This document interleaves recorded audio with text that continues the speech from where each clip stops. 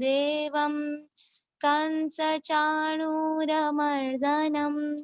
देवकी परमानन्दं कृष्णं वन्दे जगद्गुरुं श्रीकृष्णं वन्दे जगद्गुरुम् अजोऽपि सन्नव्ययात्मा भूतानामीश्वरोऽपि सन् प्रकृतिं स्वामधिष्ठाय सम्भवाम्यात्ममायया यदा यदा हि धर्मस्य ग्लानिर्भवति भारत अभ्युत्थानमधर्मस्य तदात्मानं सृजाम्यहम् परित्राणाय साधूनां विनाशाय च दुष्कृतां धर्म संस्थापनार्थाय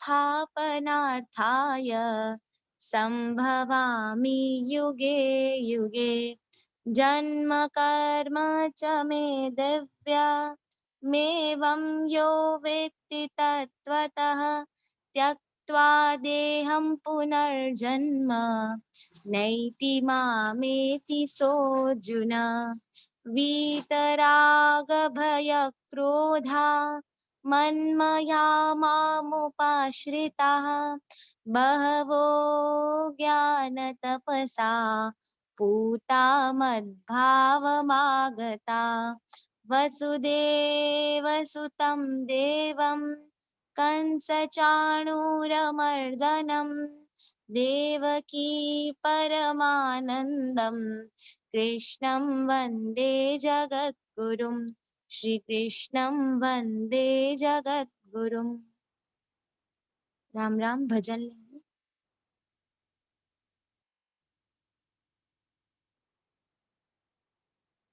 अच्युतं केशवं कृष्णदामोदरम् अच्युतं केशवं कृष्णदामोदरं रामनारायणं जानकीवल्लभं रामनारायणं जानकीवल्लभम् अच्युतं केशवं कृष्णदामोदरं रामनारायणं जानकी वल्लभम।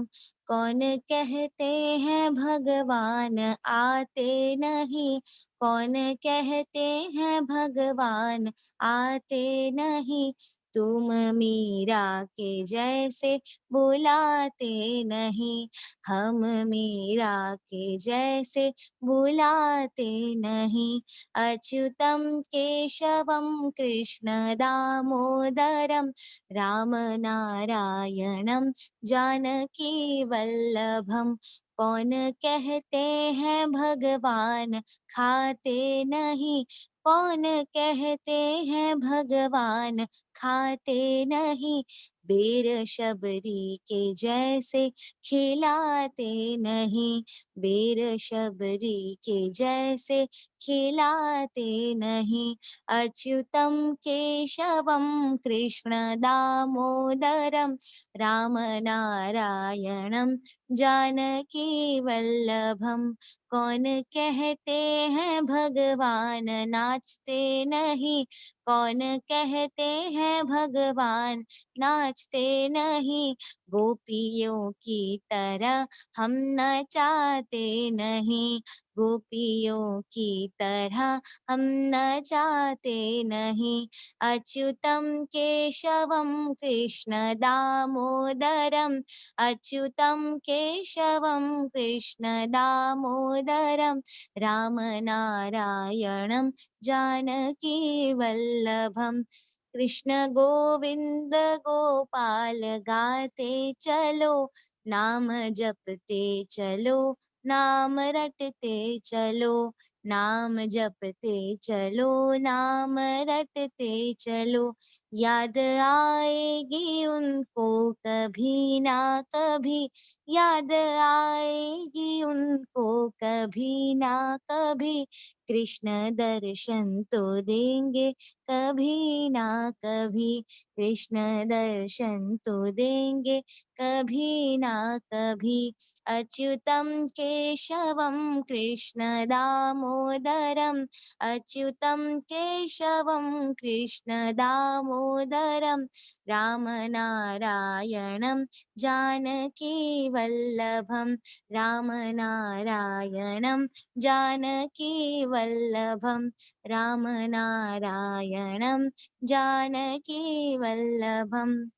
श्रीमन्नारायण नारायण नारायण, श्रीमन्नारायण नारायण नारायण, श्रीमन्नारायण नारायण नारायण, श्रीमन्नारायण नारायण नारायण, श्रीमन्नारायण नारायण नारायण, श्रीमन्नारायण नारायण नारायण, श्रीमन्नारायण नारायण नारायण, श्रीमन्नारायण नारायण नारायण, श्रीमन्नारायण नारायण नारायण, श्रीमन्नारायण नारायण नारायण, श्रीमन्नारायण नारायण नारायण, लक्ष्मी नारायण नारायण नारायण,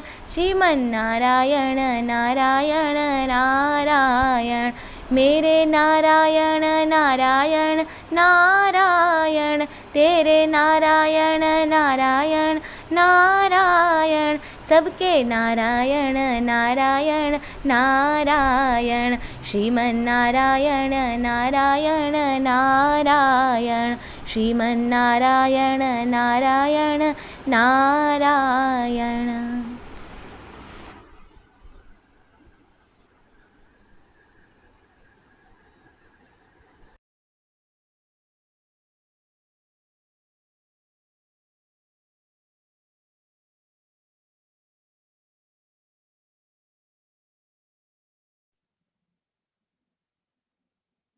सियावर रामचंद्र जी की जय। मोर मुकुट बंसी वाले की जय। श्री गंगा मैया की जय। श्री गीता माता की जय। अनंत कोटि सब संत महात्माओं की जय। बहुत सुंदर साक्षी, बहुत ही सुंदर। सच में हम लोग भगवान को थोड़ा सा भी याद नहीं करते हैं। भगवान तो तैयार बैठे हैं। भाई जी कहते हैं ना कि भगवान तो मरे है, अपन मिलन वास्ते मरे है। वाकई में जैसे संतों की ये भक्त चरित्रांक और ये संतों की बातें और भक्तों की बातें जब पढ़ती हूँ तो वाकई में लगता है कि भगवान कितने तैयार बैठे हैं। हमारी ही कमी है कि हम उनको पुकारते ही नहीं है, हम उनको याद ही नहीं करते। हम सिर्फ इस संसार में ही रचे पचे रहना चाहते हैं और इसी में सुख मान रहे हैं और इसी से ही वो अलौकिक तत्व पाना चाहते हैं, जबकि यहाँ वो है ही नहीं। ये हरेक का अनुभव है कि यहाँ जितना भी अपने को सुख मिला है वो सुख है ही नहीं। हर थोड़ी देर में कहीं न किसी बात का दुख लगा ही रहता है। कितनी भी सुख सुविधा हो जाए, कितनी धन संपत्ति हो जाए, कितने ही अच्छे कपड़े हो जाए, लेकिन मन में शांति भगवान की भक्ति से ही होगी। और कोई उपाय कर लो, कितना ही घूम फिर के आ जाओ, कहीं पे भी चले जाओ, देश विदेश कहीं पे भी चले जाओ, लेकिन जो शांति भक्तों के चरित्र में है, भगवान में है, भगवान के गुणगान में है, वो कहीं नहीं मिलेगी। आज बच्चों को इतनी सुंदर सुंदर भगवान की कथाएं सुनने को मिलेगी। महाराज जी की प्रेरणा से ऐसी ऐसी बातें आती है कि हम खुद सोच में पड़ जाते हैं कि ये बात कौन सी बात बताएं और कौन सी रोकें। तो बहुत ही ध्यान से सब बातों को सुनना है और ज्यादा से ज्यादा अपन भगवान भक्तों के चरित्र की बातें करना चाहेंगे, जितना भी समय 1 घंटे का अपने को मिला है उसमें। और फिर भी अगर किसी को कुछ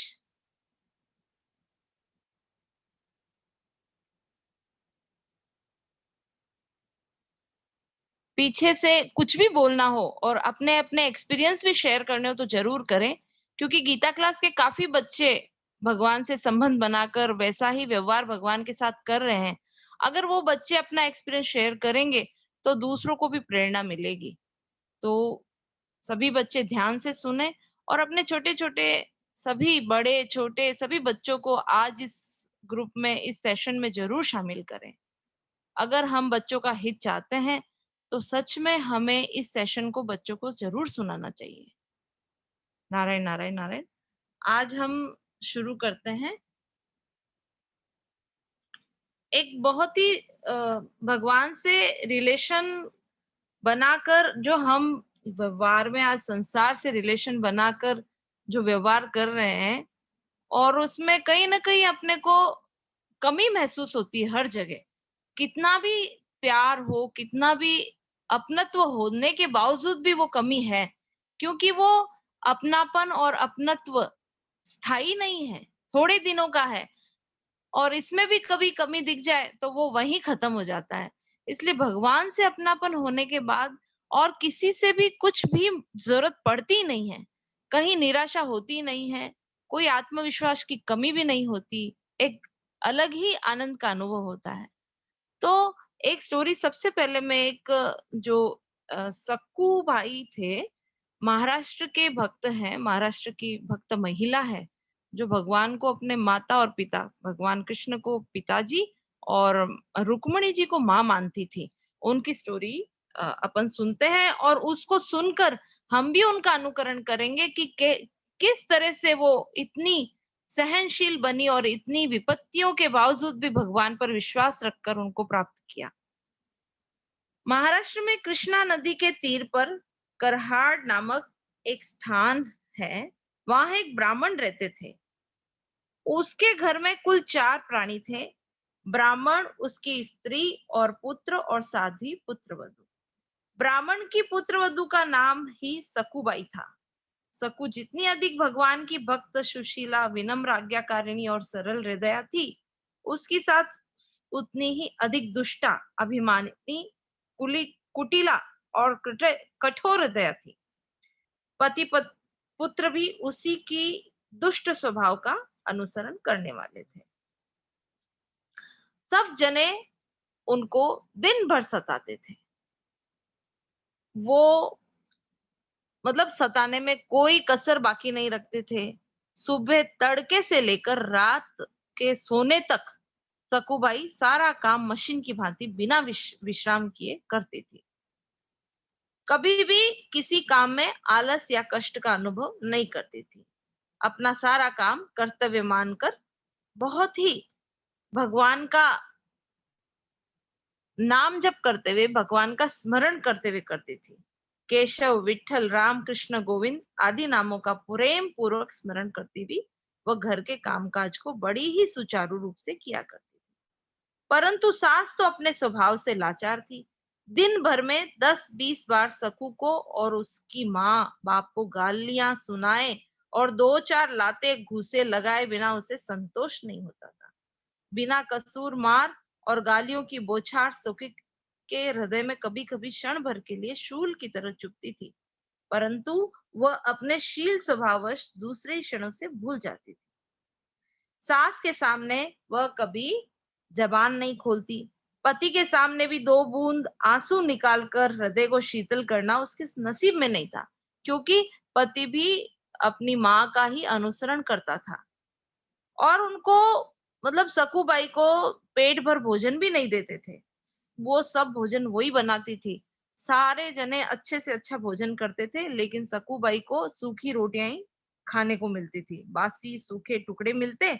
इतना होने पर भी सकू अपने दारुण दुखों को भगवान का आशीर्वाद समझकर उन्हें सुख रूप परिणित कर सदा प्रसन्न रहती। सकू की दशा पर गांव के स्त्री पुरुषों को तरस आता, लेकिन बिना बात लड़ने को कमर बांधे रहने वाले ब्राह्मण ब्राह्मणी के डर से कुछ कह नहीं सकते।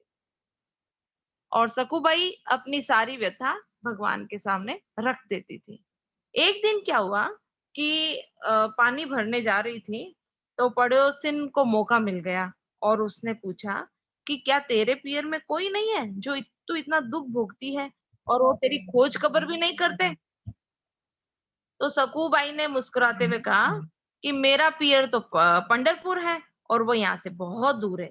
मेरे माँ बाप श्री रुक्मणी कृष्ण हैं और उनके तो इतनी संतानें हैं, तो शायद हो सकता है मेरा उनको ध्यान नहीं आया होगा और वो मुझे भूल गए हैं। अब जब भी उनको ध्यान में आएगा तो वो जरूर मेरा दुख दूर करेंगे। और वो अपने घर चली गई। थोड़े दिनों बाद आषाढ़ शुक्ला एकादशी आई और आषाढ़ शुक्ला एकादशी को आई मतलब आने वाली थी और वहां पंढरपुर में बहुत बड़ा मेला लगता है आषाढ़ शुक्ला एकादशी का। और बहुत लोग वहां लाखों करोड़ों लोग दर्शन के लिए जाते हैं और पैदल जाते हैं और काढ़ लेके भी जाते हैं। तो क्या हुआ कि सकुबाई पानी भरने गई हुई थी, तो उसका मन हुआ कि मैं भी है ना इस मेले में जाऊं, लेकिन मन में सोचा कि घर वालों से पूछूंगी तो यहाँ से तो मुझे मुझे कोई परमिशन मिलने वाली नहीं है और ना गालियां देंगे और मारेंगे मुझे। इसलिए उन्होंने उनसे पूछा ही नहीं और वहीं से वो रवाना हो गए। किसी पड़ोसिन ने उनको वहां जाते हुए देख लिया और वो आके उस दुष्टा सासू को उसने सुना दिया कि तुम्हारी बहू तो पंढरपुर जा रही है मेले में। ये सुनते ही वह जबरदस्त नागिनी की तरह पुकार उठी और शिखा पड़ाकर उसी समय लड़के को कृष्णा के किनारे, कृष्णा नदी थी ना जहाँ पानी भरने गई थी, तो वहां किनारे पर भेज दिया। क्रोध से आग बबूला हुआ दौड़कर नदी तीर पर आया और सकू की चोटी पकड़कर उसे घसीटते मारते पीटते घर ले आया।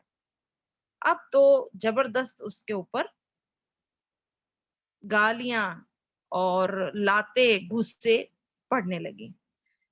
तीनों जने मिलकर उसे मारने लगे और अब उनको ऐसे लगा कि मारपीट से काम नहीं चलेगा, ये सीधी राह से तो चलेगी नहीं। मार अब ये बहुत ज्यादा सर पे चढ़ गई है, तो और पंढरपुर की यात्रा तो अभी 15 दिन तक चलेगी, तो इसलिए इसको क्या कर दें, वो खंबे से बांध कर रखना चाहिए और बिल्कुल भी इसको खाने के लिए कुछ नहीं देना चाहिए। नहीं तो क्या होगा कि ये और है ना सर पे चढ़ जाएगी और कभी भी ये चली जाएगी। और उन्होंने इतनी तेज रस्सी खींच कर बांधी कि सकू के सूखे शरीर में उसके गड्ढे पड़ गए। सकू का शरीर बंध गया, लेकिन उसका मन, अब देखो शरीर तो कोई भी बांध सकता है, लेकिन मन को कोई बांध सकता है क्या? उसका मन भगवान के चरणों में जा। जैसे अपन ने सुना था ना कि जो गोपियां रास होने लगा तो काफी गोपियों को अंदर बंद कर दिया था कमरे में कि आप लोग नहीं जाएंगे। तो वो पहले ही मतलब जो गोपियां जाने वाली थी ना उनसे पहले ही वो वहां पहुंच गई, मन से पहुंच गई। वैसे ही सखूबाई भी भगवान के चरणों तक जा पहुंची। अब भगवान से नहीं रहा गया कि और वो प्रार्थना करने लगी, रोने लगी कि हे प्रभु, एक बार ये नेत्र तुम्हारा चरण दर्शन कर कृतार्थ होना चाहते हैं। इतना होने पर प्राण निकलते थे तो इच्छा पूर्ण हो जाती। हे मेरे जीवन धन, हे जगजीवन, तुमसे कुछ भी छिपा नहीं। मेरे तो माँ बाप भाई बहन इष्ट मित्र जो कुछ हो सब तुम ही हो। मैं भली बुरी जो कुछ हूँ तुम्हारी हूँ। क्या मेरी इतनी सी बात नहीं सुनोगे? तो ऐसी करुणा में दया पुकार जब उसकी निकली तो भगवान से रहा नहीं गया और वो वहीं से उनका आसन हिल गया और एकदम वो सुस्त हो गए। जब रुक्मणी जी ने पूछा कि भगवान, आज कौन से भक्त पर विपदा आ पड़ी है, आप इतने उदास क्यों हैं? तो भगवान ने कहा कि मेरी एक भक्त है सकू, वो मेरी परम भक्त है और मेरे दर्शनार्थ पंढरपुर जा रही थी। उसकी दुष्ट सास और पति ने उसे बांध रखा है। मुझे तुरंत वहां जाना पड़ेगा। अब भगवान का कहीं जाना आना नहीं होता है, सिर्फ अपने को समझाने के लिए ये भाषा प्रयोग की जाती है और भगवान वहां पहुंच गए और सकू के पास जा पहुंचे और बड़ी मधुर वाणी से बोले, बाई मैं पंढरपुर। उन्होंने क्या किया, भगवान ने एक सुंदर स्त्री का रूप धारण कर लिया और बोले कि भाई बाई मैं पंढरपुर जा रही हूँ, क्या तू वहां न चलेगी? सकू ने उदास होकर कहा, जाना तो चाहती हूँ परंतु कैसे जाऊं? मैं तो यहाँ बंध रही हूँ। मुझ पापिनी के भाग्य में पंढरपुर की यात्रा कहाँ है? स्त्री रूपी भगवान ने कहा, भाई मैं तेरी सदा की सहचरी हूँ, मतलब मैं तेरी फ्रेंड हूँ। तू उदास क्यों हो रही है? तेरे बदले में मैं यहाँ बन जाऊंगी, तू चिंता न कर। सखूबाई बदले में कुछ कहने ही नहीं पाई कि भगवान ने उसके बंधन खोल दिए और देखते ही देखते उसे पंढरपुर पहुंचा दिया। आज सकू के सौभाग्य का क्या ठिकाना, स्वयं नारायण अपने हाथों से उसे बंधन मुक्त कर रहे हैं। आज सकू का केवल यही बंधन नहीं खुला, उसके सारे बंधन सदा के लिए खुल गए और वो वहां पर पंढरपुर पहुंच गई। उधर सखू पंढरपुर पहुंचकर भगवान नाम के आनंद में मग्न हो गई। भगवान की माया से वे इस बात को भूल गई कि मेरे बदले में कोई दूसरी स्त्री वहां बंदी है और मैं यहाँ आ गई हूँ। और खूब भगवान कृष्ण और रुक्मणी जी के चरणों में गिरकर इतनी रोई कि प्रभु मुझे भूल ही गए। आप मेरे माँ बाप और अपनी बेटी को आपने अपने पियर ही नहीं बुलाया इतने दिन। आपको पता नहीं कि मेरी सास ससुर मुझे कितने परेशान करते हैं, मेरे पति देव मुझे कितने परेशान करते हैं। इतनी शिकायतें की उन्होंने और इतनी प्रेम विघन होकर जोर जोर से रोने लगी और भगवान के चरणों को अपने मस्तक पर लगाकर वो वहीं पर शांत हो गई। मतलब वो वहीं पर उसके प्राण पंखेरु उड़ गए। और इधर क्या हुआ कि इस जगह यहाँ पर क्या हुआ कि वहां पर भगवान वहां पर पहुंच गए। अब भगवान सखू के रूप में उसके ससुराल में अब काम करने लगी और उन्होंने जब ऐसा ऐसा विचार भी कर लिया कि अब मैं तो पंढरपुर छोड़कर जब तक जीवित रहूंगी तब तक पंढरपुर छोड़कर जाऊंगी नहीं।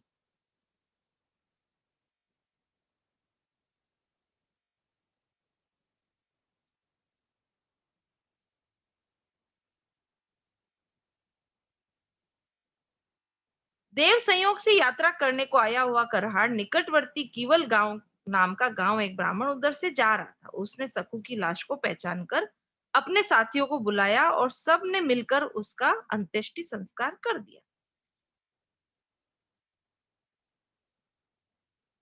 इधर जगत जननी रुक्मणी जी ने सोचा कि ये तो खूब रही, इसने तो यहाँ प्राण छोड़ दिए, उधर इसकी जगह मेरे स्वामी बहू बने बैठे हैं। ये विचार कर रुक्मणी जी शमशान में पहुंची और सखू की अस्थियों का संचय कर वो उसको जिला दिया और कहा कि भाई अब तू है ना वहां पे अपने गांव जा। उसके बीच में भगवान क्या हुआ कि भगवान सकू बाई के जहां पर मतलब सकू बाई की जगह बंध गए। सखुबाई के निर्दयी सास ससुर और निष्ठुर स्वामी बार बार आते और मनमानी गालियां भगवान को बक जाते। भगवान सुशीला वधु की भांति सब कुछ सह लेते। इस प्रकार बंधे हुए पूरे 15 दिन बीत गए। सास ससुर का मन तो इतने पर भी नहीं पसीजा, परंतु सकू के पति के मन में विचार आया कि पूरे 2 सप्ताह इसको बिना अन्न जल ग्रहण किए बीत गए। कहीं बंदी की बंदी ही मर गई तो मुश्किल होगी। हम अपनी करतूतों से गांव भर में प्रसिद्ध हो चुके हैं। ऐसा कौन है जो मेरी और मेरे माँ बाप की काली कीर्ति न सुन चुका हो।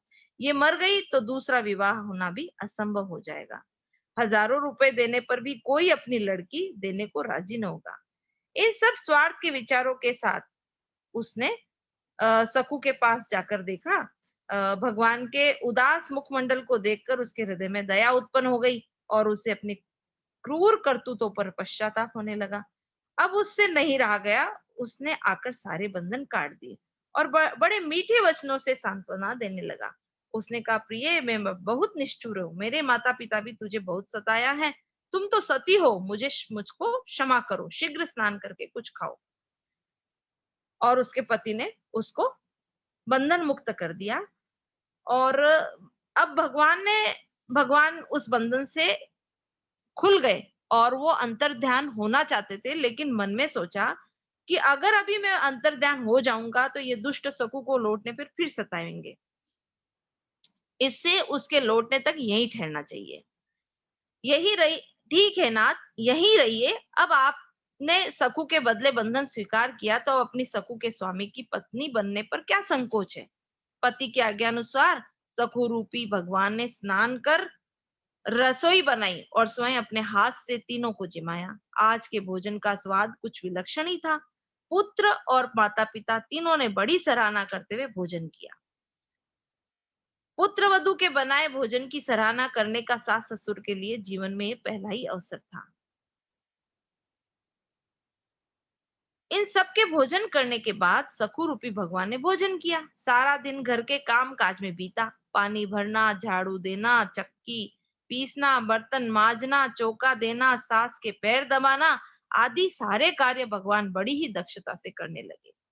और वो तो अब भगवत वत्सल है ना भगवान, तो वो तो कोई भी हमारी अगर हमारी अगर अंदर भक्ति होगी तो भगवान वैसा ही रूप धारण करके आ जाते हैं। हमारे मन में वैसी भक्ति चाहिए और विश्वास चाहिए। मैं 10-15 दिन शादी में थी, तो मैंने देखा वहां पे 2-3 जने भगवान से संबंध, हमारे ही रिलेशन में संबंध मानते हैं। तो कैसे उनके काम भगवान कैसे संवार देते हैं, ऐसा एक्सपीरियंस मुझे हुआ है। इसलिए बार-बार ये मन करता है कि हम लोग भगवान से अपनापन कर लें। कैसे इस ऐसे माहौल में जो अभी इतना चारों तरफ हाहाकार मचा हुआ है, कोई काम करने के लिए अपन पैर आगे बढ़ाते हैं, उसमें कुछ ना कुछ विघ्न आ ही जाते हैं। तो ऐसे हाहाकार वाले माहौल में भी जिन्होंने भगवान से अपनापन कर लिया है, उनके कार्य तो सरलता पूर्वक निपट गए हैं। ऐसा मेरा अभी का एक्सपीरियंस है। इसलिए हम लोगों को भगवान से इतना विश्वास, अच्छा ये कार्य के लिए नहीं, मैं तो एक बता रही हूँ, ये कार्य कराने के लिए अपने को भगवान से संबंध नहीं बनाना है। भगवान मेरे हैं और मैं भगवान का हूँ। ये इतना जबरदस्त अब स्वामी जी ने हमें एक वाक्य दिया है, ये एक भगवान महाराज जी ने अपना पूरा अनुभव इसमें हमें दे दिया। तो हमें इसे एक्सेप्ट करके हमें भी इस बात पर पूरा विश्वास कर लेना चाहिए। सखूबाई के लिए अगर भगवान पत्नी बन सकते हैं, सखूबाई का रूप धारण कर सकते हैं और इतनी सारी यातनाएं सहन कर सकते हैं, तो क्या हमारे लिए नहीं कर सकते? हमारे पास तो ऐसी परिस्थिति नहीं है सखूबाई जैसी, तो हम लोग तो बहुत ही आराम से हैं। तो सखूबाई को इतना कष्ट सहन करना पड़ा, उतना तो हमें करना ही नहीं पड़ता बिल्कुल भी। हम तो बहुत सुख सुविधा में हैं। भगवान ने हम पर जबरदस्त कृपा की है कि इसी बहाने हम भगवान में लग जाएं। अभी जो माहौल दिया है भगवान इसीलिए दिया है कि सब मेरी तरफ आकर्षित हो जाए, मेरे को अपना समझे। और ये मौका मिला है, हमें ये चूकना नहीं चाहिए, बिल्कुल भी नहीं चूकना चाहिए।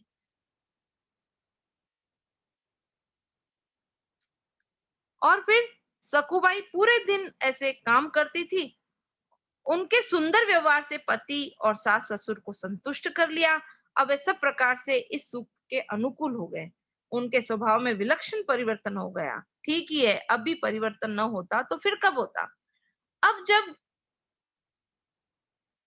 वहां पर जो पंढरपुर में जिस ब्राह्मण ने सकुबाई का अंतिम संस्कार किया था, वो उनके घर आए सकुबाई के, और वहां देखा तो सकुबाई, वहां तो भगवान रूपी सकुबाई वहां काम कर रही है। तो बड़ा आश्चर्य हुआ कि इनकी तो हम अभी अंत्येष्टि करके आई है, आपके यहाँ कैसे? सास ससुर को बोला, तो सास ससुर तो बोले ये तो पंढरपुर गई नहीं थी, ये आपको कहीं भूल हो गई है।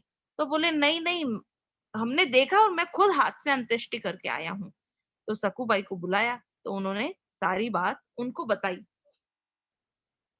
कि ऐसा ही हुआ था, और रुक्मणी जी आए थे और मुझे स्वप्न में उन्होंने बताया था कि तुम अब जाओ, और तुमने जो प्रतिज्ञा करी थी कि मैं मेरे इस शरीर के शरीर जब तक रहेगा तब तक तो मैं पंढरपुर छोड़ के नहीं जाऊंगी। तो ये शरीर तो तुम्हारा भस्म हो गया, मैं तुम्हें नए शरीर के साथ प्राणदान देती हूँ। अब तुम जाओ और अपने घर पर जाकर वहां पर सुखपूर्वक जीवन व्यतीत करो। ये सुनकर सब जने भगवान के भक्त हो गए और सकुबाई की प्रशंसा करने लगे। बोलिए भक्त और भगवान की जय हो। हमें भी इतना विश्वास हो जाना चाहिए कि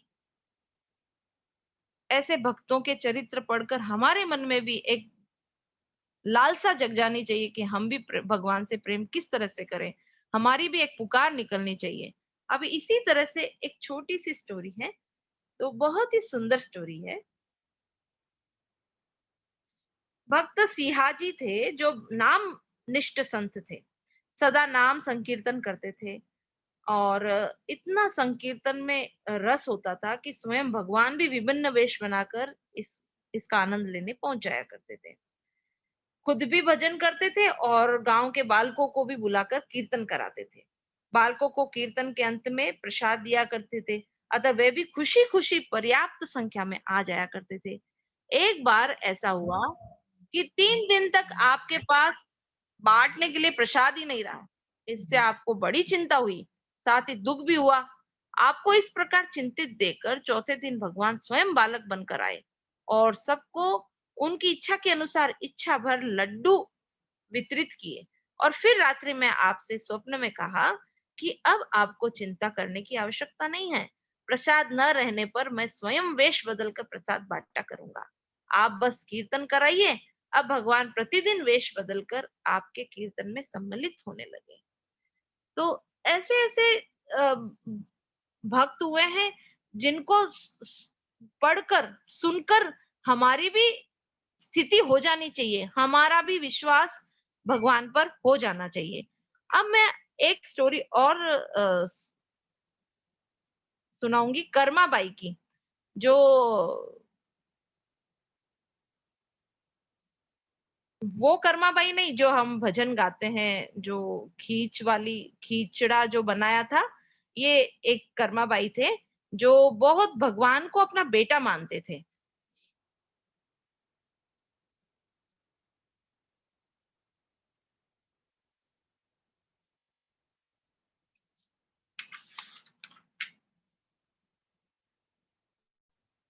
और पुरुषोत्तमपुरी में यानी जगन्नाथपुरी में रहते थे। ये भगवान को अपना बेटा मानते थे और ये प्रतिदिन नियम पूर्वक प्रातःकाल स्नान आदि किए बिना ही खिचड़ी तैयार करते थे और भगवान को अर्पित करते थे। प्रेम के वश में रहने वाले श्री जगन्नाथ जी भी प्रतिदिन सुघर सलोने बालक के वेश में आकर कर्मा जी की गोद में बैठकर खिचड़ी खा जाते। कर्मा जी सदैव चिंतित रहा करती थी कि बच्चे के भोजन में कभी भी विलम्ब न हो जाए। इसी कारण वे किसी भी विधि विधान को, जैसे चौका साफ करना है कि बर्तन मांजने हैं, कि जो विधि विधान करते हैं ना अपन भगवान की पूजा के लिए और भोग के लिए, तो भगवान प्रेम के भूखे हैं। अगर प्रेम हो तो उनको किसी भी विधि विधान की जरूरत नहीं होती है। वो इस विधि विधान के पचड़े में न पड़कर अत्यंत प्रेम से सवेरे ही खिचड़ी तैयार कर लेती थी। एक दिन की बात है, कर्मा जी के पास एक साधु आए। उन्होंने देखा कि कर्मा जी सुबह उठते ही खिचड़ी बना रही है, स्नान किया ही नहीं, चौका साफ किया ही नहीं, ऐसे ही उठते ही चूल्हा चला दिया और खिचड़ी बनाने लग गई। तो उनको बड़ा हुआ कि आप, और उनको बोलने लगे कि ऐसे कैसे अपवित्रता से आप खिचड़ी बनाते हो और भोग लगाते हो, इससे तो आपको बहुत पाप में लगेगा, नरकों में जाना पड़ेगा। अब कर्मा जी तो घबरा गए और उनसे पूछा कि क्या विधि विधान होता है, तो पंडित जी ने तो सारा विधि विधान बता दिया। अब दूसरे दिन कर्मा जी वैसा ही करना शुरू किया, स्नान की, चौका साफ किया और लेप किया गोबर का, और तब तक क्या हुआ कि भगवान तो आ गए और बोले माँ खिचड़ी पुरसो। तो अब माँ बोली कि भाई आज थोड़ा देर लगेगी, थोड़ी देर रुको। तो बोले कि माँ आज ये नया सांग क्या रचा है तुमने, ये क्या कर रही हो, ये स्नान क्यों करी है, चौका साहब, आज मुझे तो बहुत तेज भूख लगी है, आप जल्दी से मुझे पुरसो। अब उन कर्मा बाई को तो बड़ा दुख हुआ कि मेरे बेटे के इतनी भूख लगी और मैं अभी तक खिचड़ी तैयार नहीं कर पाई। तो जैसे ही फटाफट खिचड़ी तैयार हुई, उन्होंने उनको पुरसा। और भगवान भी उधर मंदिर में, जगन्नाथपुरी की मंदिर में बहुत सारे पकवान बने हुए थे और उधर भी सब प्रभु का आह्वान कर रहे थे पुजारी। तो खिचड़ी का मुंह भरा हुआ ही था, उन्होंने तो कुल्ला भी नहीं किया और उधर भागे। तो पुजारी जी चकित हो गए कि उसने देखा कि भगवान के मुखारविंद में खिचड़ी लगी है। पुजारी भी भक्त थे, उनका हृदय क्रंदन करने लगा। उसने अत्यंत कातर होकर प्रभु से असली बात जानने की प्रार्थना की। भगवान ने कहा, नित्य प्रति प्रातःकाल में कर्माबाई के पास खिचड़ी खाने जाता हूँ। उनकी खिचड़ी मुझे बड़ी मधुर और प्रिय लगती है, पर आज एक साधु ने जाकर उन्हें पता नहीं कैसी स्नान आदि की विधियां बता दी, इसलिए खिचड़ी बनने में देर हो गई, जिससे मुझे क्षुधा का कष्ट तो हुआ ही, शीघ्रता में झूठे मुंह आना पड़ा। भगवान के आज्ञानुसार पुजारी ने उस साधु को प्रभु की सारी बातें बता दी। साधु घबराया हुआ कर्मा जी के पास जाकर बोला, आप पूर्व की तरह प्रतिदिन सवेरे ही खिचड़ी बना लिया करें और प्रभु को निवेदन कर दिया करें। आपके लिए किसी नियम की आवश्यकता नहीं। जहां प्रेम होता है वहां कोई नियम की आवश्यकता नहीं होती है। श्री कर्मा जी पुनः उसी तरह प्रतिदिन सवेरे भगवान को खिचड़ी खिलाने लगी। श्री कर्मा जी परमात्मा के पवित्र और आनंदमय धाम में चली गई, पर उनके प्रेम की गाथा आज भी विद्यमान है। श्री जगन्नाथ जी के मंदिर में आज भी प्रतिदिन प्रातःकाल खिचड़ी का भोग लगाया जाता है। तो इस तरह से देखो, अगर मन में प्रेम हो और हम अगर भगवान से एक मधुर सा संबंध स्थापित कर लें और उसी तरह से अपन व्यवहार करें, तो अपने कोई चीज की कमी नहीं रहेगी, किसी की भी आवश्यकता नहीं रहेगी। तो मेरी सबसे रिक्वेस्ट है कि हम अपने भगवान से एक प्यारा सा संबंध बना लें, और जो भी बड़े जुड़े हैं उनसे मेरी हाथ जोड़ के विनती है कि हम बच्चों को उस संबंध बना दें उनका, और उनसे बार बार उनकी तरफ उनको याद दिलाएं कि ये आपके भाई हैं, आपके बहन हैं, आपके जो भी आप रिलेशन आपको अच्छा लगता है उसकी याद दिलाएं। क्योंकि बच्चे तो बच्चे हैं, ये तो किसी भी चीज में आकर्षित हो सकते हैं। अगर हमने अभी से इनके संस्कारों में ये बीज बो दिए, तो आगे जाकर ये बहुत पल्लवित हो जाएंगे और इनको कहीं कहीं पे भी रुकावट नहीं आएगी, कहीं पे भी रुकावट नहीं आएगी। क्योंकि जो बचपन में हम लोगों का भी एक्सपीरियंस है, जो जो भगवान में जुड़े हैं, तो आज उनके मन में औरों की बजाय कितनी शांति है और कितना आनंदमय जीवन है।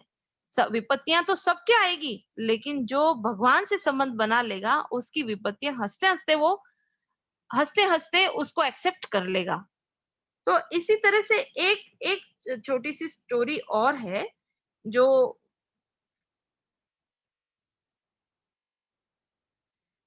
देखो एक छोटे से बहुत ही सुंदर स्टोरी लगी है मुझे, कि लगभग 100 वर्ष पहले की बात है। भगवान राघवेंद्र के परम भक्त क्षेत्र सन्यासी स्वामी राम अवधदास जी वैरागी साधु बाबा थे। बरसों में मर्यादा पुरुषोत्तम भगवान श्री रामचंद्र की राजधानी अयोध्यापुरी में रहते थे। अहर्निश सीताराम नाम का कीर्तन करना उनका सहज स्वभाव हो गया था। रात को कठिनता से 2 घंटे सोते, सरयू के तीर पर एक पेड़ के नीचे रहते, धूनी रात दिन जलती, बरसात के मौसम भी कोई छाया नहीं करते, बरसात की मौसम में भी कोई छाया नहीं करते। आश्चर्य तो यह है कि मूसलधार वर्षा में भी उनकी धुनी ठंडी नहीं होती। जब देखो तभी स्वामी जी के मुखारविंद से बड़े मधुर स्वर में सीताराम की ध्वनि सुनाई पड़ती। आसपास के सभी मनुष्य, जीव जंतु तक सीताराम ध्वनि करना सीख गए थे। वहां के पक्षियों की बोली में सीताराम की ध्वनि सुनाई पड़ती, वहां के कुत्ते बिल्ली की बोली में सीताराम का स्वर आता, वहां के वृक्षों की खड़खड़ाहट में सीताराम नाम सुनाई देता, और वहां की पवित्र सरयू धारा सीताराम का गान करती। तमाम वातावरण सीताराममय हो गया था। स्वामी जी कभी कभी सत्संग भी करते। कोई खास अधिकारी आने पर उस समय वे जिन तर्क युक्तियों और शास्त्र प्रमाणों को अपने अनुभव के समर्थन में रखते, उनसे पता लगता कि वह क्षण दर्शन के बहुत बड़े पंडित हैं। परंतु इस समय सब कुछ छोड़कर केवल भजन में लगे हैं। सत्संग में भी वे भजन का ही उपदेश करते और कहते कि मनुष्य और कर ही क्या सकता है, भगवान ने कृपा करके जीव दी है, इससे उनका नाम रटा रहे। तो बस इसी से प्रभु कृपा करके अपने आश्रम में ले लेते। स्वामी जी वैष्णव साधु थे, पर किसी भी संप्रदाय और मत से उनका विरोध नहीं था। वे सभी को अपने ही राम जी के विभिन्न स्वरूपों में उपासक मानकर सभी से प्रेम करते, खंडन तो कभी किसी का करते ही नहीं। मधुर मुस्कान उनके होठों पर सदा खेलती रहती। वृद्ध होने पर भी उनके चेहरे पर तो तेज छाया रहता, उसे देखकर लोग चकित हो जाते। एक बार उन्होंने अपने श्रीमुख से अपने पूर्व जन्म का कुछ वृत्तांत सुनाया, एक सज्जन को सुनाया था। उन्होंने ये बताया कि श्री अयोध्या जी के एक संत से उनको इस प्रकार कहा था कि स्वामी राम अवधदास जी जौनपुर के समीप ब्राह्मण थे। उनका नाम था राम लगन। पिता के इकलौते पुत्र थे। माता बड़ी साध्वी और भक्तिमती थी। माता ने बचपन से ही इन्हें सीताराम का कीर्तन सिखाया था, और प्रतिदिन वह इन्हें भगवान के चरित्रों की मधुर कथा सुनाया करती थी। एक बार जब ये 8 वर्ष के थे, तब रात को एक दिन कुछ डाकू इनके घर में आ पहुंचे। इनके पिता पंडित सत्यनारायण जी काशी में पढ़े हुए विद्वान थे। पुरोहिती का काम था, संपन्न घर था। जिस दिन डाकू आए उस दिन इनके पिता घर पर नहीं थे, किसी यजमान के घर विवाह में गए हुए थे। घर पर इनकी माँ थी और ये थे। दोनों माता पिता घर के अंदर आंगन में सो रहे थे। गर्मी के दिन थे, इसलिए सब किवाड़ खुले थे। एक और गौएं खुली खड़ी थी। जिस समय डाकू आए उस समय इनकी माँ इनको हनुमान जी के द्वारा लंका दहन की कथा सुना रही थी। इसी समय लगभग 15-16 डाकू सशस्त्र घर में घुस आए। उन्हें देखकर इनकी माँ डर गई और उन्होंने कहा, माँ तू डर क्यों न गई? देख अभी हनुमान जी लंका जला रहे हैं, उनको पुकारती क्यों नहीं? वे तेरे पुकारते ही हमारी मदद को आवेंगे। इन्होंने बिल्कुल निडर होकर ये बात कही, परंतु माँ तो कांप रही थी। उसे इस बात का विश्वास नहीं था कि सचमुच हनुमान जी हमारी पुकार से आ जाएंगे। जब माँ कुछ नहीं बोली, तब इन्होंने स्वयं पुकार कर कहा, हनुमान जी, ओ हनुमान जी, हमारे घर में ये कौन लोग लाठी लेकर आ गए हैं? मेरी माँ डर रही है, आओ जल्दी आओ, लंका पीछे जलाना।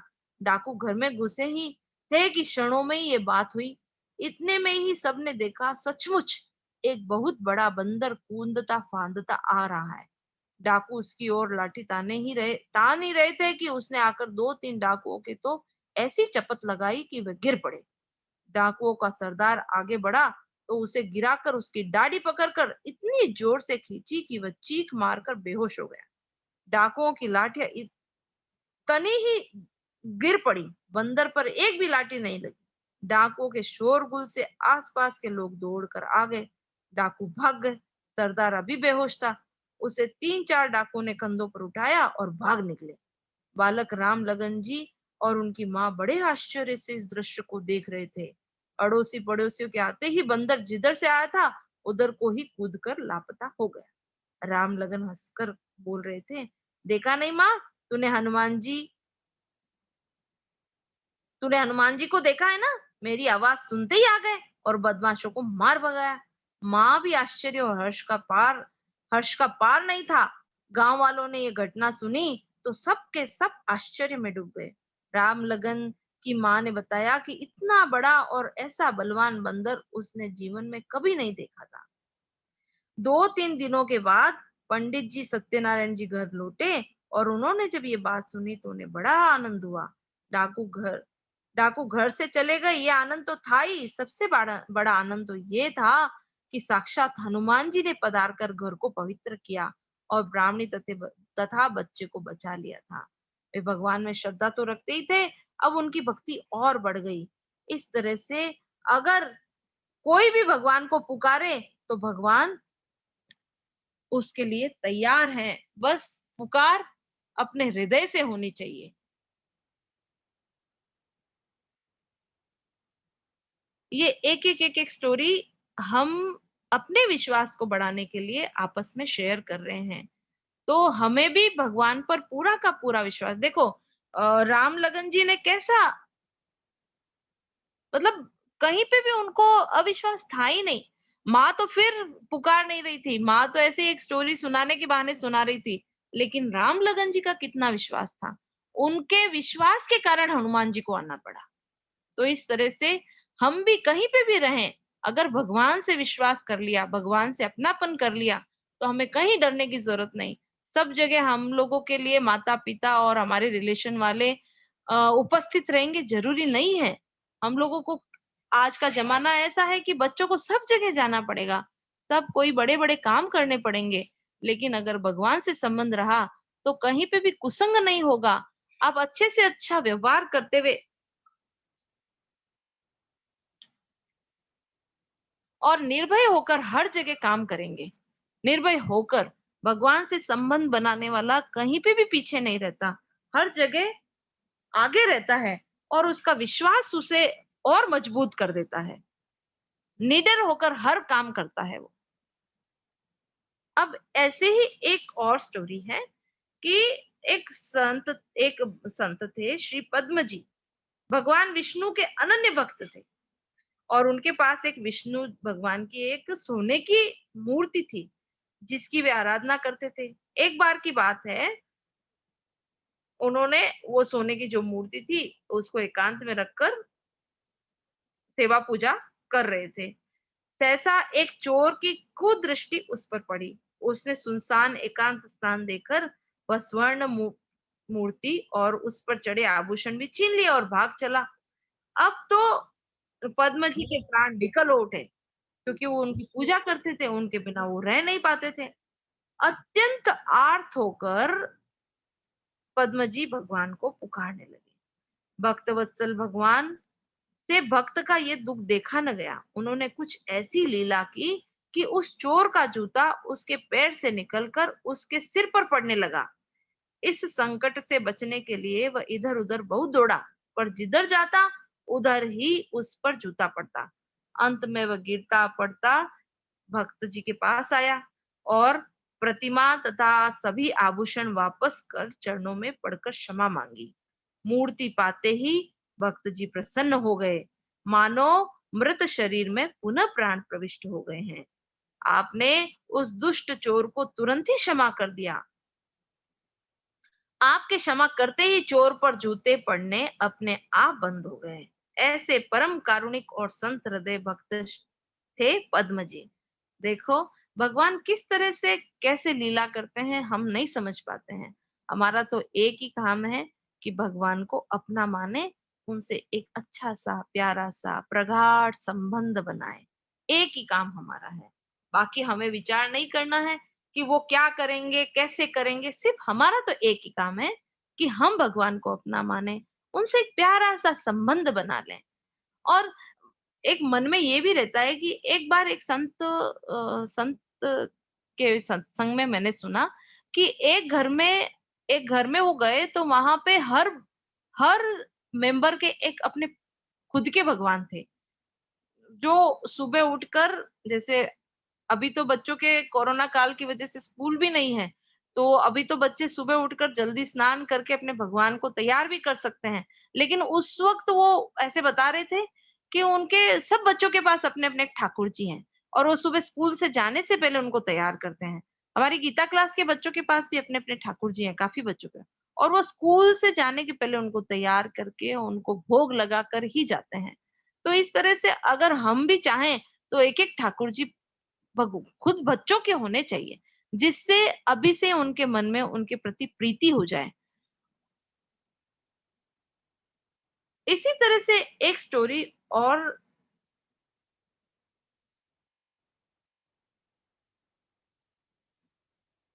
एक एक छोटे से भक्त थे, 5 साल के भक्त थे, धन्ना जाट। पढ़े लिखे नहीं थे, बहुत अ, अनपढ़ ही थे, लेकिन भगवान में इतना प्रेम हो गया, क्योंकि क्या हुआ कि उनके घर में संतों का आना जाना रहता था। उनके माता पिता संत प्रेमी थे, तो अपने घर में संतों को बुलाते रहते थे। तो एक दिन एक संत क्या हुआ कि धन्ना जी के घर पर आए। धन्ना जी की उम्र उस समय 5 साल की थी। एक दिन एक भगवत भक्त साधु ब्राह्मण उनके घर पधारे। ब्राह्मण ने अपने हाथों कुएं से जल निकाल कर स्नान किया। तदनंतर संध्या वंदन आदि नित्य क्रिया करने के बाद झोली में से भगवान श्री शालग्राम जी की मूर्ति निकालकर उसे स्नान कराया और तुलसी चंदन धूप दीपादि से उनकी पूजा कर उनके प्रसाद लगाकर स्वयं भोजन किया। धन्ना जी उस भक्तिनिष्ठ ब्राह्मण की सब क्रियाएं कौतुक से देख रहे थे। बालक बालक का सरल स्वभाव था। कुछ देर साधु संग हुआ। धन्ना जी के मन में भी इच्छा उत्पन्न हुई कि यदि मेरे पास भगवान की मूर्ति हो तो मैं भी इसी तरह उसकी पूजा करूं।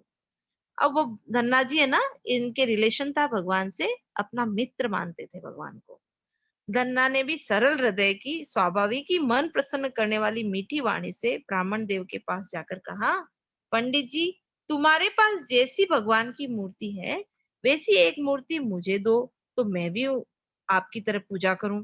ब्राह्मण ने पहले तो कुछ ध्यान नहीं दिया, परंतु बालक धन्ना ने जब बार बार रोक कर गिड़गिड़ा कर उसे बेचैन कर दिया, तब बला टालने के लिए उसे उन्हें एक काले पत्थर को उठाकर दे दिया और कहा, बेटा, ये तुम्हारे भगवान है, तुम इन्हीं की पूजा किया करो। धन्ना को मानो यही गुरु दक्षिणा मिल गई। इसी अल्पकाल के सत्संग और सरल भक्ति के प्रताप से बालक धन्ना जी भगवान को अत्यंत शीघ्र प्रसन्न करने में समर्थ हुए। अब तो बालक धन्ना के आनंद की सीमा नहीं रही। वह अपने भगवान को कभी मस्तक पर रखते, कभी छाती से लगाए घूमते। धन्ना की पूजा का ठाट बाट बढ़ चला। धन्ना अब वह रात रहते ही उठकर स्नान करने लगे। तदनंतर भगवान को स्नान कराकर धन्ना जी चंदन के बदले में, अब वो ये नहीं समझते थे कि ये चंदन है कि क्या है, वो तो अच्छी अच्छी मिट्टी लाते, उससे भगवान के तिलक करते। तुलसी दल की जगह किसी भी वृक्ष के पत्ते तोड़ लाते और भगवान को अर्पित कर देते। बड़े प्रेम से पूजा करके भक्ति भरे हृदय से साष्टांग दंडवत करते।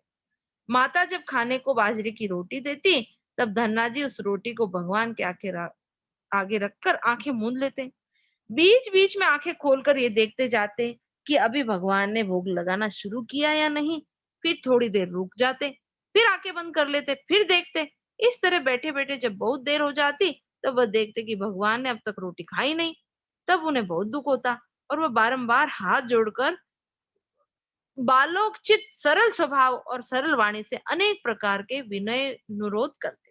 इस पर भी जब वह देखते कि भगवान किसी प्रकार भी भोग नहीं लगाते, तब वह निराश होकर ये समझते कि भगवान मुझसे नाराज है, इसी से मेरी पूजा और भी भोग स्वीकार नहीं करते। परंतु भगवान भूखे रहे और मैं खाऊं, ये कैसे हो सकता है? ये विचार कर वह रोटी जंगल में फेंक आते और भूखे रह जाते। दूसरे दिन फिर इसी तरह करते। इस प्रकार जब कई दिन अन्न जल बिना बीत गए, तब धन्ना जी का बल एकदम घट गया, शरीर सूख गया, चलने फिरने की शक्ति जाती रही। शारीरिक क्लेश की उन्हें इतनी परवाह नहीं थी जितना उन्हें इस बात का दुख था कि ठाकुर जी मेरी रोटी क्यों नहीं खाते। अब वो दिन रात उनको ये दुख होता और वो रोने लगते। अब तो बालक की बहुत कठिन परीक्षा हो गई और उनका ये दुख भगवान से देखा नहीं गया और भगवान भक्त के सामने प्रकट हो गए। रोटी बड़े प्रेम से भोग लगाने लगे। जब आधी रोटी भगवान आ गए और रोटी खाने लगे। जब आधी रोटी खा चुके, तब धन्ना जी ने उनका हाथ पकड़ लिया और कहने लगे, पहले तो इतने दिनों तक आए नहीं, मुझे भूखा मारा, आज आए तब अकेले ही सारी रोटी उड़ाने लगे। तुम ही सब खा जाओगे, तब क्या आज मैं भी भूखा मरूंगा? क्या मुझको जरा सी भी नहीं दोगे? बालक भक्त के सरल सुहावने वचनों को सुनकर भगवान मुस्कुराए और बची हुई रोटी उन्होंने धन्ना जी को दे दी। आज इस धन्ना जी की रोटी के अमृत से बढ़कर स्वाद का बखान शेष शारदा भी नहीं कर सकती।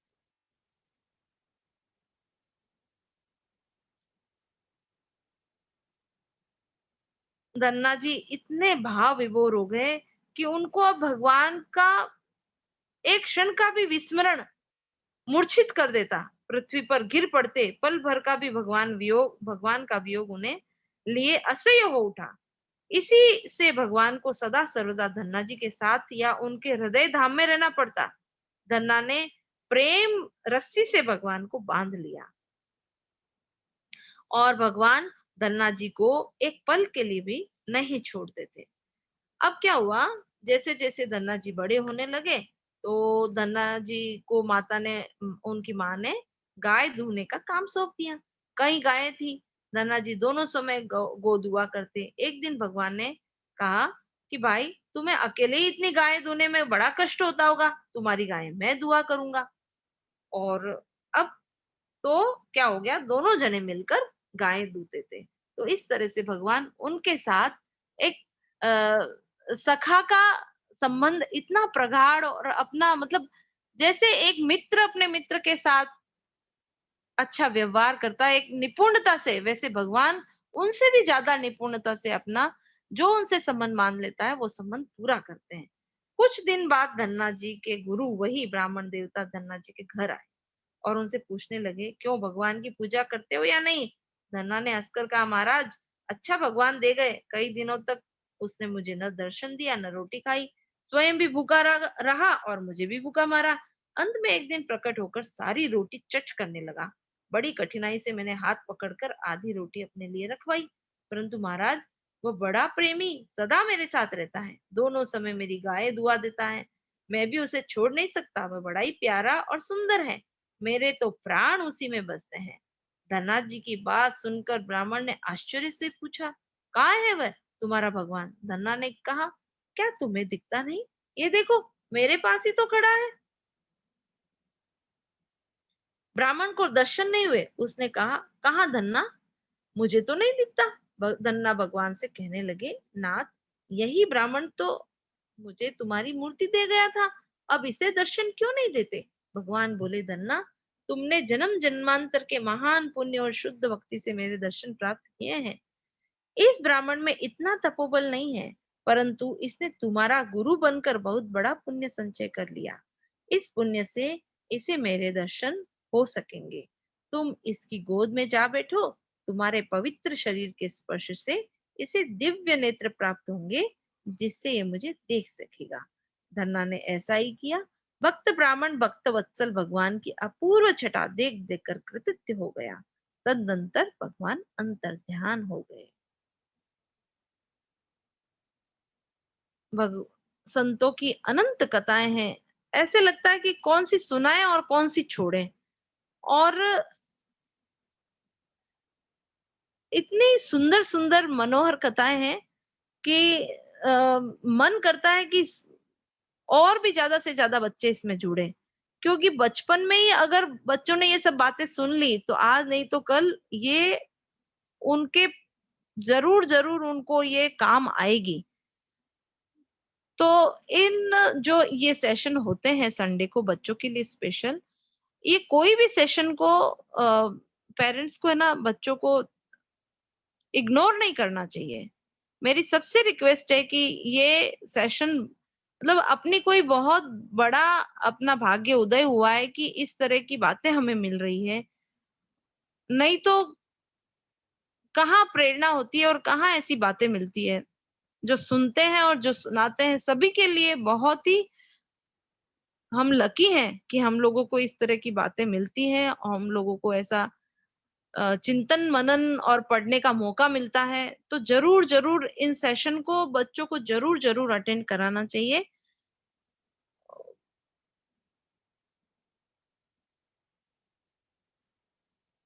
अगर और मन हो तो नीलू एक आध स्टोरी ले या फिर अभी क्वेश्चन आंसर सेशन रखें आप।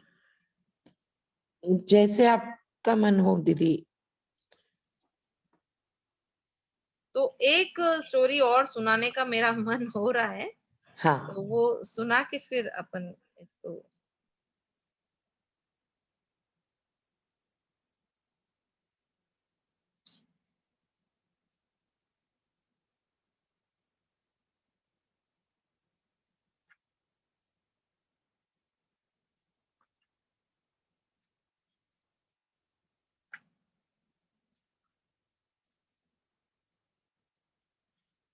ये स्टोरी हो सकता है बच्चों ने सुनी होगी, लेकिन मुझे इतनी अच्छी लगी कि जरूरी नहीं है कि आपको भगवान की कोई प्रतिमा ही चाहिए, कोई स्वरूप ही चाहिए।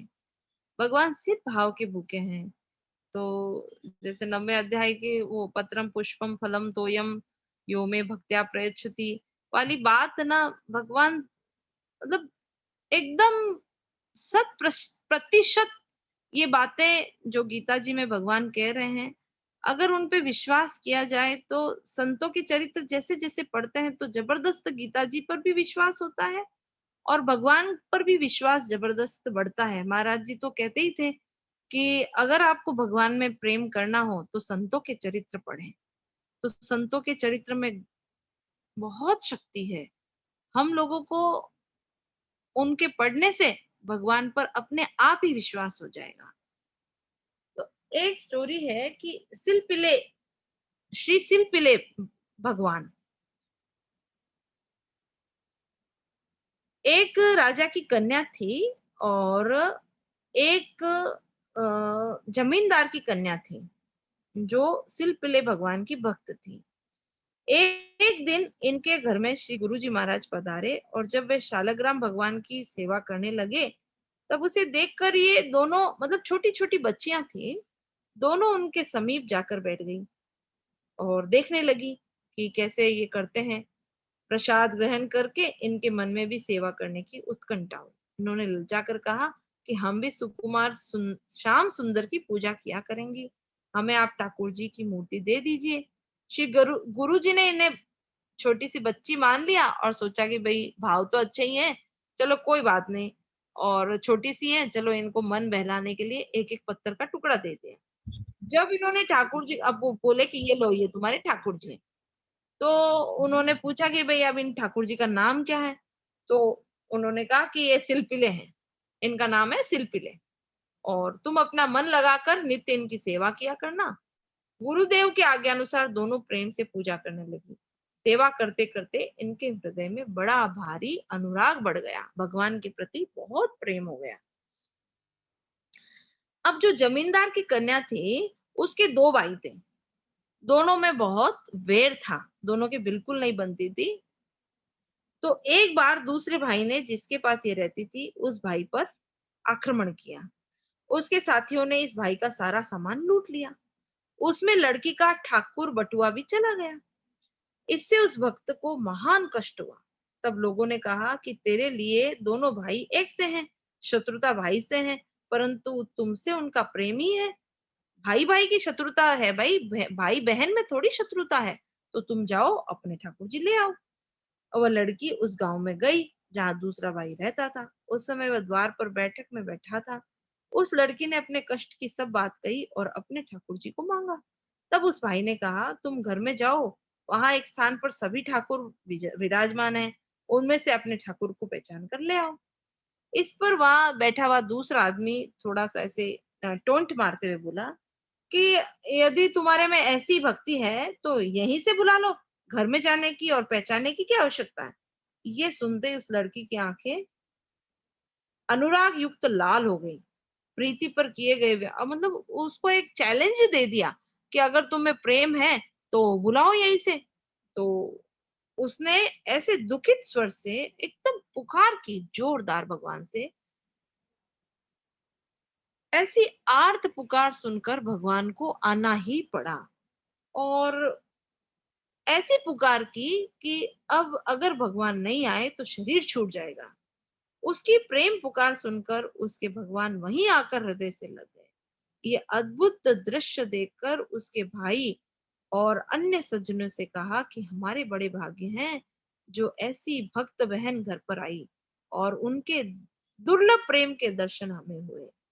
उन सबों के मन में भक्ति जग गई, वे फूले नहीं समा रहे थे। इधर वह अपने ठाकुर समेत घर आई और उनकी सेवा करके आनंद मग्न हो गई।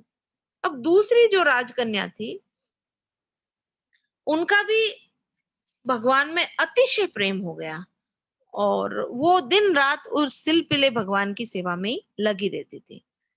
और देवयोग से उसका विवाह जिससे हुआ, उस घर में कोई भी भगवान का भक्त नहीं था, भगवान से विमुख ही थे। जब पति विदा कराने आया तो भक्ता को बहुत व्याकुलता हुई। चित में सोचने लगी कि इनकी विमुखता कैसे दूर हो। घर वालों ने उसे पति के साथ विदा कर दिया। अब वो रिक्वेस्ट करती कि आप भी भगवान से संबंध बना लें और भगवान की तरफ आप डाइवर्ट हो जाएं। लेकिन पति को वो पूरी टाइम उसका जो पाठ पिटारा था वो देखकर बड़ा गुस्सा आता था कि पूरी टाइम इसी में लगी रहती है, इसको कुछ सूझता नहीं है। तो उसने क्या किया, एक दिन ये कुछ काम में लगे हुए थे राजकन्या, तो उन्होंने उसका पिटारी को चुराकर नदी में फेंक दिया। इससे उस राजकन्या के हृदय में दूसरा नया दुख दाव उत्पन्न हो गया। उसने अब उसको कुछ नहीं सूझ रहा, वो तो बस सिल पिले सिल पिले सिल पिले आ जाओ, सिल पिले आ जाओ। उसने खाना पीना सब कुछ छोड़ दिया। अब सब घर वाले उसको मनाने लगे। पति ने भी काफी तरह से उसको खुश करना चाहा, लेकिन उसको तो बस उस सिलपिले के बिना न तो रात को नींद आती है न दिन में चैन पड़ता है। अब क्या करे, सब मतलब उसके पति को ऐसा हुआ कि मैंने ये क्या कर दिया, अब ये कैसे जिएगी। मतलब उसको ऐसे हो गया कि अगर वो सिलपिले उनको नहीं मिले तो अब मर जाएगी।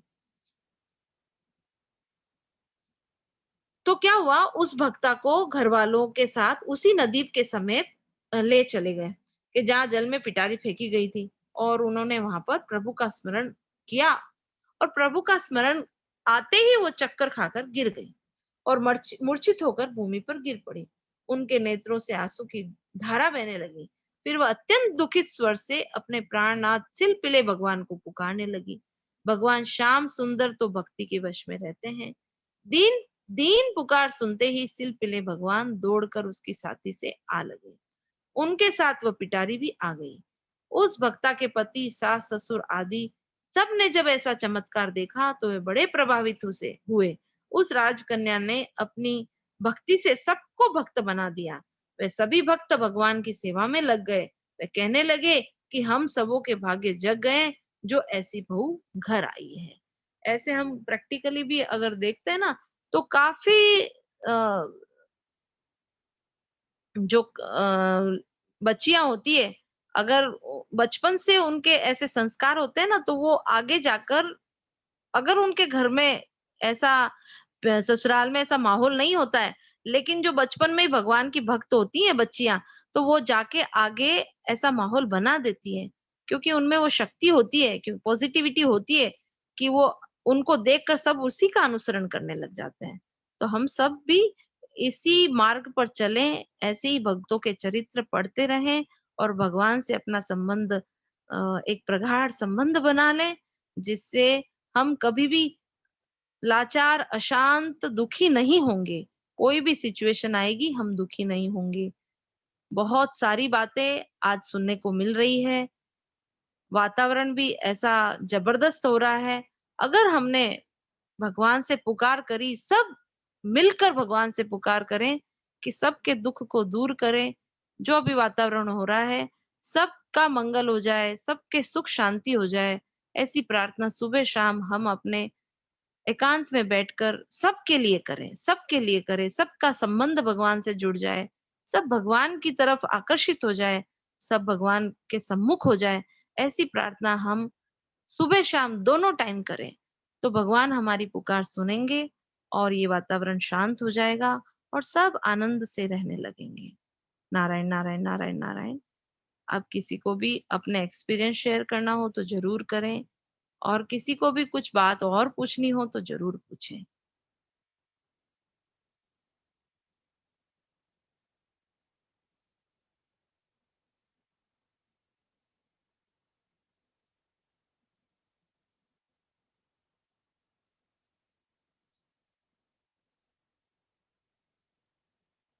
हाँ वंशिका, बोलो बेटा आप।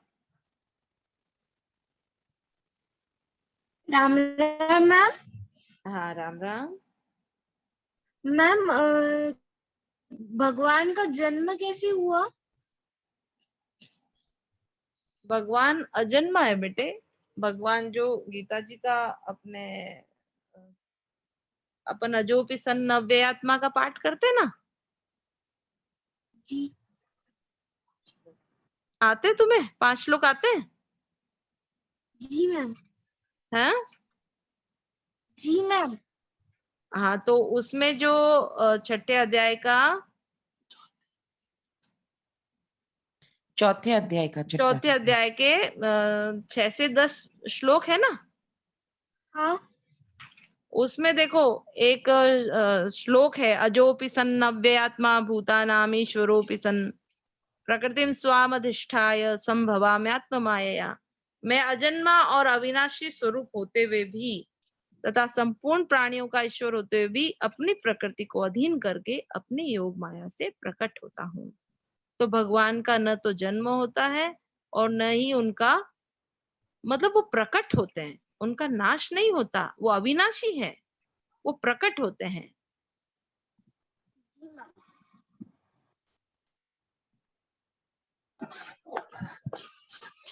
कहानियां बहुत सुंदर लगी, मन इतना अच्छा लगा है कि मैंने कई कहानी तो रिकॉर्ड कर ली कि बच्चों को सुनाऊंगी। बच्चे अभी है नहीं घर पे।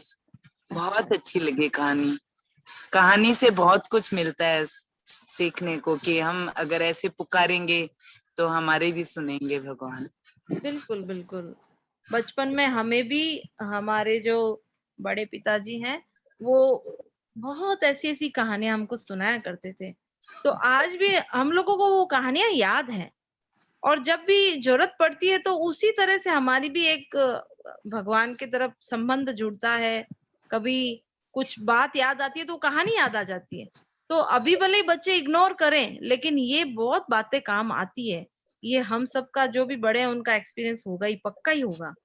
हम्म, तो जो बहुत संतों के चरित्र हैं उनसे बहुत लाभ होता है। सही बात है। तो आप अगर जहां से भी जुड़े हैं तो बच्चों को, और भी आपके रिलेशंस में जो भी बच्चे हैं, ज्यादा से ज्यादा संडे वाले सेशन को जरूर अटेंड करवाएं। नहीं, मैं हमेशा करती हूँ संडे वाला। संडे को मैं गीता में हूँ ना जुड़ी हुई, जी तो जी ये भी सुनती हूँ मैं। जी। मतलब संडे आप आता तब ये रहता है कि भाई आज नई बात कुछ सुनने को मिलेगी, हमेशा खोलती हूँ मैं। हाँ, एक्चुअली हाँ। संडे को और हर बार वैसे कोई ना सारे कोई। हर दिन ही करते हैं, हर दिन ही सुनती हूँ मैं। जी, हाँ, रोज सुनती हूँ। संडे को और भी हमेशा नए नए गेस्ट को अपन इनवाइट करते हैं, तो वो भी बहुत अच्छा सेशन अपने लिए नॉलेजेबल और बहुत ही भगवान की तरफ सन्मुख कराने वाली बातें सब लेके आते हैं। तो संडे वाला सेशन तो प्लीज कोई भी इग्नोर नहीं करें। ज्यादा से ज्यादा जो भी बच्चे अपने रिलेशंस में हैं सबको जोड़ने की कोशिश करें। हाँ जरूर। हाँ, नारायण नारायण। नारायण। हाँ मैम। हाँ, राम राम बेटा। राम राम मैम।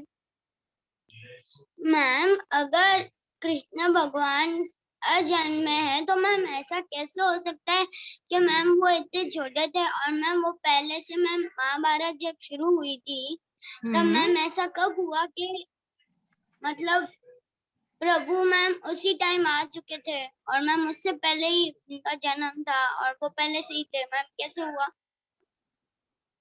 देखो, भगवान अजन्मा है, उनको वैसा सब कुछ उनके पास है कि वो कभी भी अंतर्ध्यान हो सकते हैं, कभी भी छोटे बन सकते हैं। आप पुकारेंगे तो आपके पास भी आ सकते हैं। आप अगर उनको भाई बना लेंगे तो आपके भाई के रूप में आपका काम कर देंगे। जैसे आपने सक्कूबाई की स्टोरी सुनी ना, यस मैम। तो वो सक्कूबाई के रूप में भी आ गए।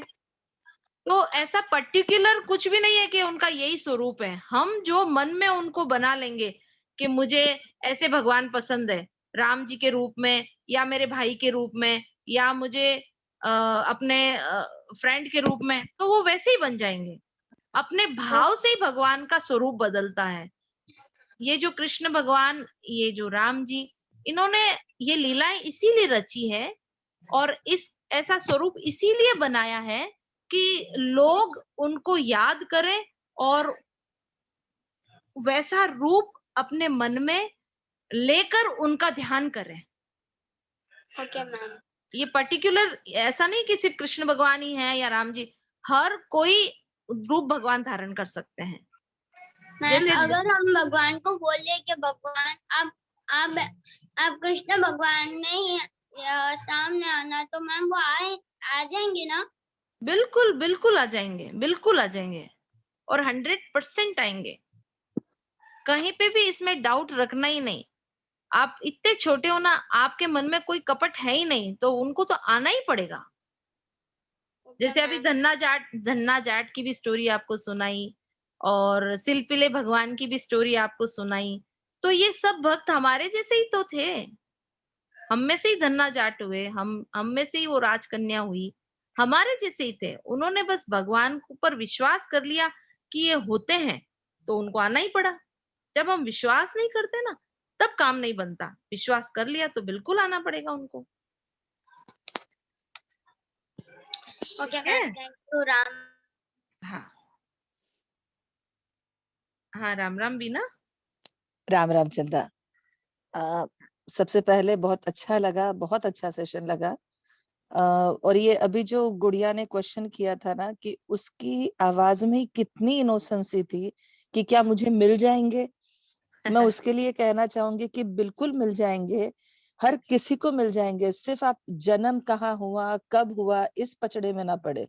वो है, वो सुप्रीम सोल है, वो एक अलग ताकत, एक शक्ति है, और उसको अगर तुमने दिल से चाहा, विश्वास से चाहा, तो वो पक्का तुमको मिलेंगे। और इस एज में तो सबसे पहले मिलेंगे, क्योंकि निष्कपट जीव होता है अभी का जो तुम बच्चे होते हो वो।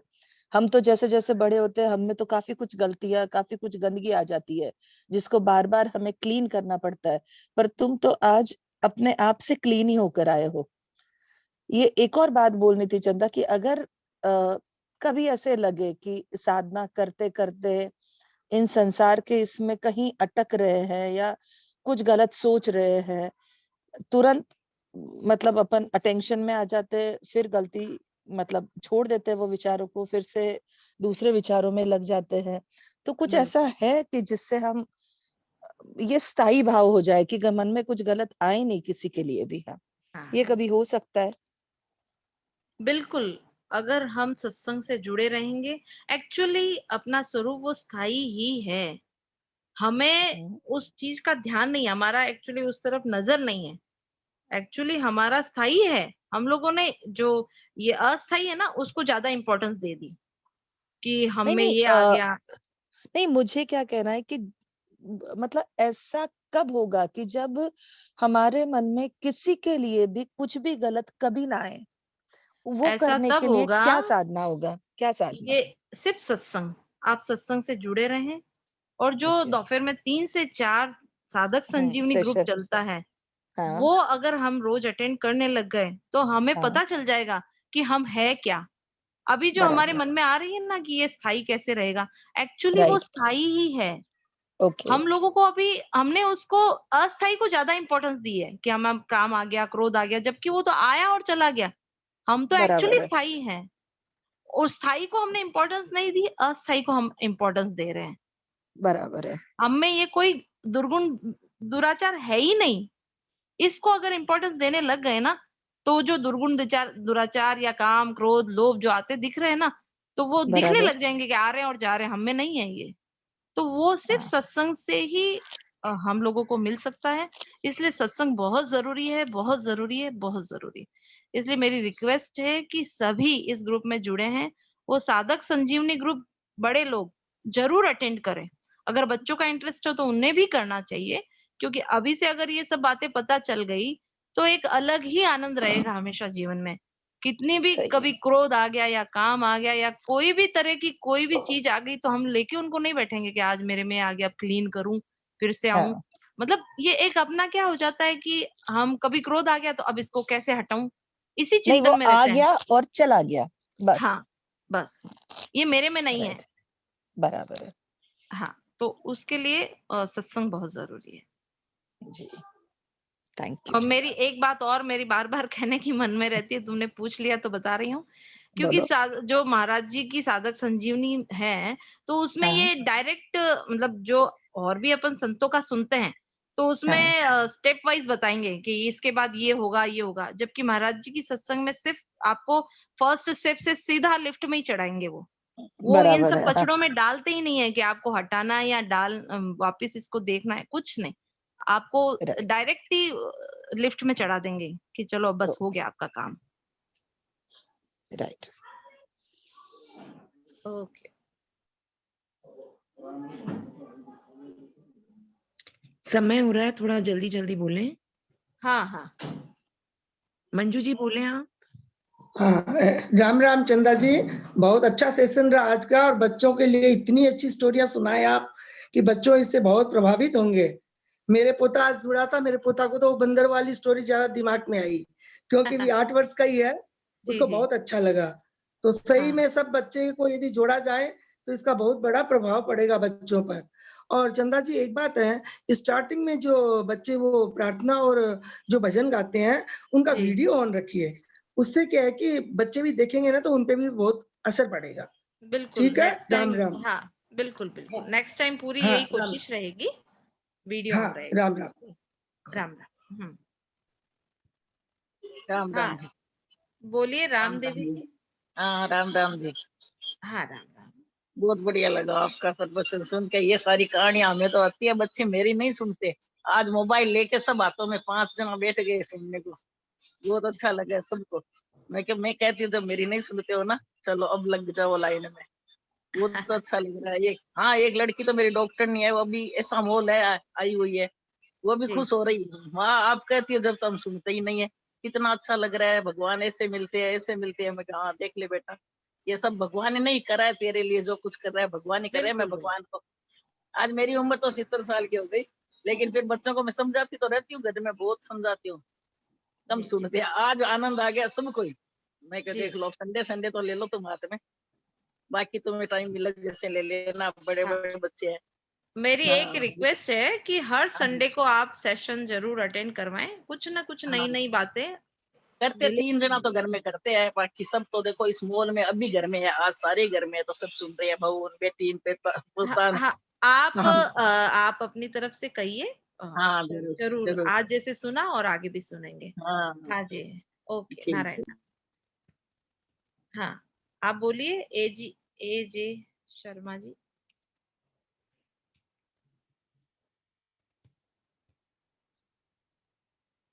राम राम। हाँ, राम राम राम बोलो। राम राम चंदा जी। राम राम जी। हाँ, है ना, मैं आपको बहुत बहुत प्रणाम करती हूँ। प्रणाम भगवान को कीजिए। हाँ महाराज जी हाँ, बोलिए। और हाँ बोलिए। मैं आपसे ये पूछ रही थी, अपने एकादशी का व्रत करते हैं ना, जी। तो उसमें मैं ये पूछ रही थी, कौन गीता का कौन सा अध्याय करना चाहिए उस दिन? उस दिन तो 18 अध्याय का ही पाठ किया जाता है, और अच्छा अगर 18 अध्याय का नहीं कर सके तो आपको जितनी सुविधा हो उतना पाठ कर लीजिए। अच्छा अच्छा अच्छा, बाकी एक ये 18वां अध्याय जरूरी होता है ना? ऐसा मैंने तो नहीं सुना है कि हाँ हाँ 18वां ही जरूरी है। हाँ, तो कोई भी कर सकते हो। 1 से लेके 18 तक करते हैं सब लोग। हाँ हाँ हाँ। तो आपको जितना बन पड़े आप जरूर कीजिए, अगर टाइम हो तो 18 अध्याय पूरे ही करें। अच्छा, एक और मैं पूछ रही थी, वो पारण जो दूसरे दिन किया जाता है ना, उसका क्या मतलब होता है? आप मेरे को ये समझाइए। एक ग्रुप है हमारा, हाँ। बेटर टुडे ब्राइटर टुमारो, तो उसमें ये सारा डिटेल में आता है। अच्छा। तो अगर आप मुझे पर्सनली अपने नंबर भेज दीजिए तो मैं हाँ हाँ, आपको उस ग्रुप से जोड़ दूंगी, तो उसमें सब आपको वो पता चल जाएगा। तो अभी तो बताऊं क्या आपको नंबर? आप आपके पास मेरे नंबर होंगे तो आप उस पे व्हाट्सएप कर दीजिए। नहीं, मेरे पास आपके नंबर है क्या? नहीं, आपके नंबर नहीं है मेरे पास में। ठीक है, तो चैट बॉक्स में डाल दीजिए, मैं नोट कर लूंगी अभी आपके। ठीक है ना? ठीक है, ठीक है। राम राम। राम राम। ठीक है, कीर्तन करते हैं। और सभी से रिक्वेस्ट है कि संडे का सेशन बच्चों को ज्यादा से ज्यादा अ, अगले संडे को भी बहुत अच्छे गेस्ट अपने लिए बहुत अच्छी नॉलेजेबल बातें लेके आएंगे, तो सभी उस सेशन को भी अटेंड करें और ज्यादा से ज्यादा बच्चों को जुड़ाएं, क्योंकि अभी सब बच्चे घर पर ही हैं और अपना टाइम टीवी मोबाइल और फालतू कामों में वेस्ट करेंगे। इससे अच्छा अगर एक संडे का सेशन सुन लेंगे तो उनको सप्ते भर की एनर्जी मिल जाएगी। इसलिए सभी से रिक्वेस्ट है ज्यादा से ज्यादा इस सेशन में जुड़े। नारायण नारायण नारायण।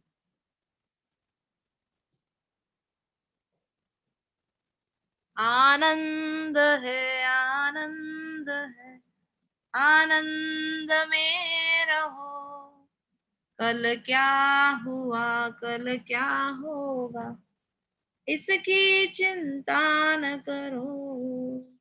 आनंद है आनंद है, आनंद में रहो, कल क्या हुआ कल क्या होगा इसकी चिंता न करो। सियावर रामचंद्र जी की जय। मोर मुकुट बंसी वाले की जय। श्री गंगा मैया की जय। श्री गीता माता की जय। अनंत कोटि सब संत महात्माओं की जय। आज के प्रेम कृपा आनंद की जय। साधक संजीवनी की जय। नारायण नारायण नारायण।